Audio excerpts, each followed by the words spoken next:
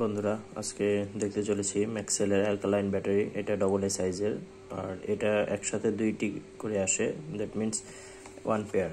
So এখানে আমি packet আগে খুলে রেখেছি যেন পরবর্তীতে খুলতে সমস্যা না হয় বা দেখতে সমস্যা না হয়। আর এইটা হলে 1.5 ভোল্টের ব্যাটারি। এটা অ্যালকালাইন ব্যাটারি, এটা নর্মাল কোনো ব্যাটারি না। তো নর্মাল ব্যাটারি বা নর্মাল যে ডবল এ সাইজের ব্যাটারি আর এই ব্যাটারির মধ্যে ডিফারেন্স হচ্ছে, নর্মাল ব্যাটারির থেকে এই ব্যাটারিগুলো মোটামুটি 4 থেকে 5 গুণ বেশি এর লং টাইম থাকে।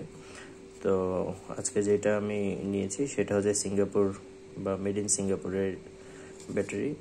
তবে হচ্ছে ম্যাক্সেল হচ্ছে চাইনিজ কোম্পানি, বা হচ্ছে চায়নাতে এর প্রোডাকশন হয়ে থাকে।